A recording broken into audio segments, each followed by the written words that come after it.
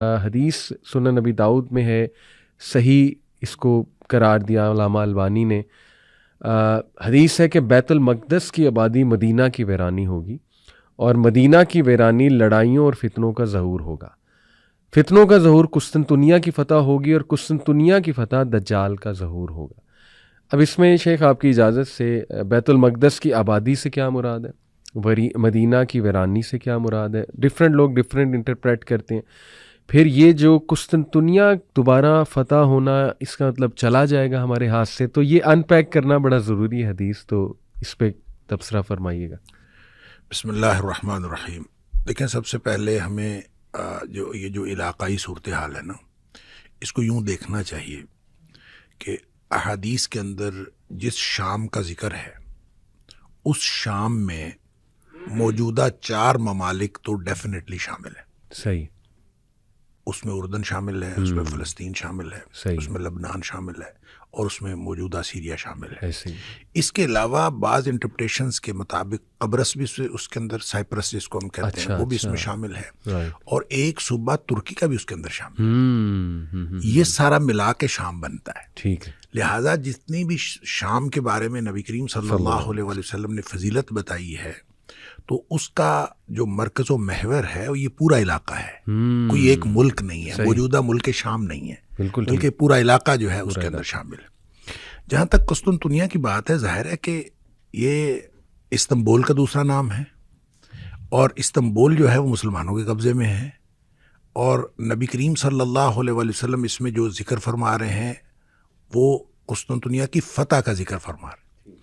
تو اس کا مطلب ہے کہ قسطنطنیہ پہلے ہمارے ہاتھوں سے جائے گا، مسلمانوں کے ہاتھوں سے یہ چلا جائے گا، اور یہ پھر جا کے فتح ہوگا۔ اور اس کی فتح کے بارے میں بعض احادیث کے اندر آتا ہے کہ جب قسطنطنیہ فتح ہوگا تو مسلمان جو ہیں وہ اس قدر یعنی ایمان والے ہوں گے، اور ان کا ایمان اس قدر مضبوط ہوگا۔ اصل میں یہ ساری چیزیں ریلیٹ کرتی ہیں، اس کو میں تھوڑا سا اور پیچھے لے جاؤں تو امام مہدی کا جو ظہور ہے، صحیح، وہ فتنوں کے ظہور میں امام مہدی جو ہے وہ آئیں گے فتنوں کے دوران۔ اس میں بعض نشانیاں ہیں، اس میں مثلاً یہ ایک نشانی یہ ہے کہ کوئی عرب جو بادشاہ ہے اس کا انتقال ہوگا، اور اس کے بعد جھگڑا ہوگا وہاں بھی، عرب میں بھی، کہ کس کو جو ہے وہ بادشاہ بنایا جائے۔ 3 پرنسز کا آتا ہے ذکر، آپس میں جھگڑا ہوگا۔ اچھا، اسی طرح یہ بھی ہے کہ مسلمانوں کی قیادت کا فقدان ہوگا۔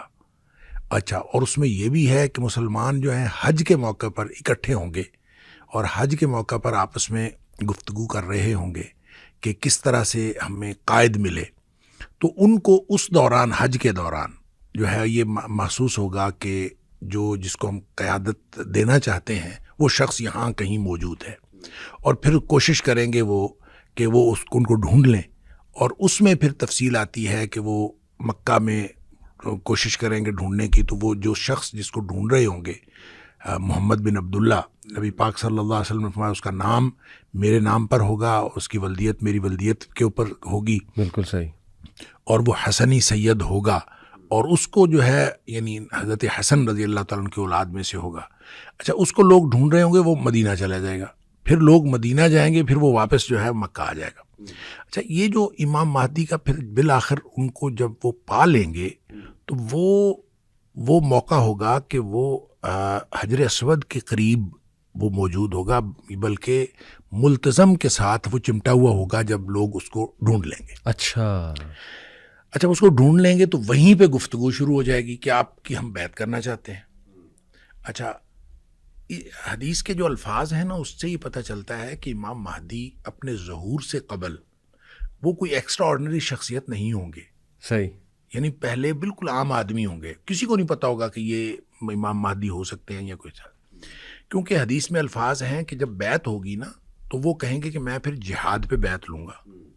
اچھا، لوگ تیار ہو جائیں گے بیعت کرنے کے لیے، اس پر نبی اکرم صلی اللہ علیہ وسلم فرمایا فَيُصْلِحُ اللَّهُ فِي لَيْلَةٍ، اللہ تعالیٰ ایک ہی رات میں ان کو صلاحیتیں عطا فرما دے گا۔ صحیح، یعنی وہ جو باصلاحیت بنیں گے، بالکل ٹھیک، تو وہ ایک ہی رات میں اللہ کی طرف سے ان کو صلاحیتیں عطا ہوں گی۔ تو اچھا، اس موقع پر نبی کریم صلی اللہ علیہ وسلم نے فرمایا مسلمان 3 حصوں میں تقسیم ہو جائیں۔ اچھا، اس میں ایک حصہ مسلمانوں کا وہ ہوگا جنہوں نے امام مہدی کو ماننا ہی نہیں، ہاں اور ان کے بارے میں نبی پاک صلی اللہ علیہ وسلم فرمایا ان کا ایمان کے ساتھ کوئی تعلق ہی نہیں ہے۔ دوسرا حصہ یعنی 3 میں سے ٹھیک۔ دوسرا حصہ وہ ہوگا جو لڑائیوں میں شہید ہو جائیں گے۔ ٹھیک۔ نبی پاک صلی اللہ علیہ وسلم فرمایا روئے زمین کے بہترین شہداء ہوں گے۔ اللہ۔ اس کے بارے میں بعض روایتوں میں یہ بھی آتا ہے کہ اتنی زیادہ جو ہے وہ قتل عام ہوگا اور اتنی زیادہ شہادتیں ہوں گی کہ بعض روایتوں میں اس طرح ہے کہ ایک آدمی کے 100 بیٹے ہوں گے، 99 شہید ہو جائیں گے اور ایک بچے گا، یعنی اس کا مطلب اتنے بڑے پیمانے پر جو ہے وہ شہادتیں ہوں گی، اور ان کے بارے میں نبی پاک صلی اللہ علیہ وسلم فرمایا کہ یہ روئے زمین کے بہترین شہداء ہوں گے۔ ایک حصہ جو بچے گا ان کے بارے میں نبی کریم صلی اللہ علیہ وسلم نے فرمایا اس کے بعد ان کو کوئی چیز، کوئی فتنہ ان کے ایمان کو خراب نہیں کر سکے گا، وہ بہترین مومن ہوں گے۔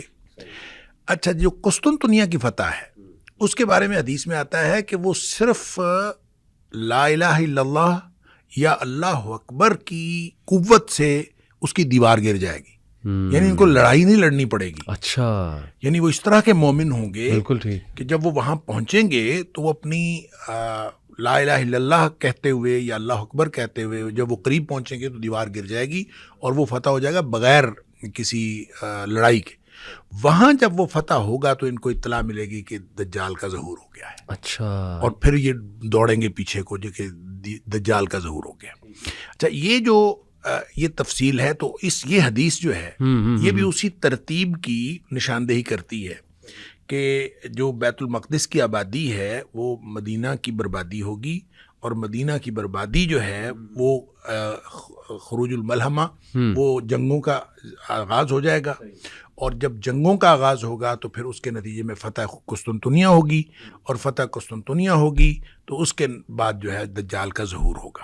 تو یہ جو تفصیل ہے، یہ ترتیب ہے، لگتا ہے کہ ترتیب یہی ہوگی، اس لیے کہ جب نبی پاک صلی اللہ علیہ وسلم نے فرما دیا تو یقیناً یہی ترتیب ہوگی۔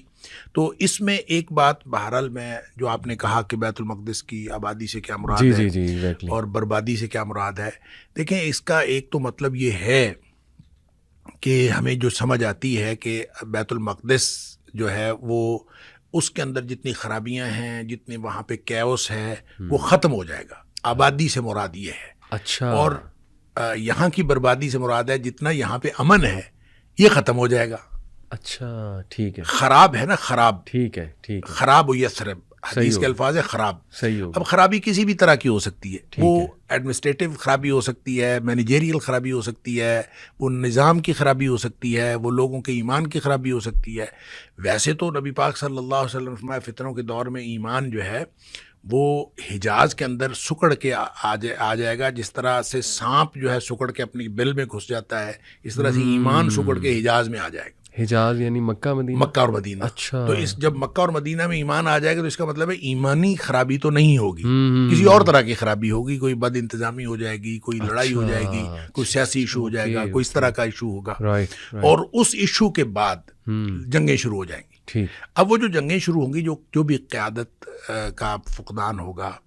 میں جب پہلی دفعہ ایک حج پہ گیا تو وہاں مجھے پتہ چلا کہ وہاں ہر حج کے اوپر ایک کانفرنس ہوتی ہے اور پوری دنیا کے علماء آتے ہیں۔ صحیح۔ اور میں نے وہ جب وہ معتمر الحج جو ہے وہ میں نے دیکھی تو مجھے فوراً یہ حدیث یاد آئی کہ نبی کریم صلی اللہ علیہ وسلم نے فرمایا حج کے موقع پر امام مہدی کا ظہور ہوگا اور قیادت کا فقدان ہوگا، علماء آپس میں بات کر رہے ہوں گے۔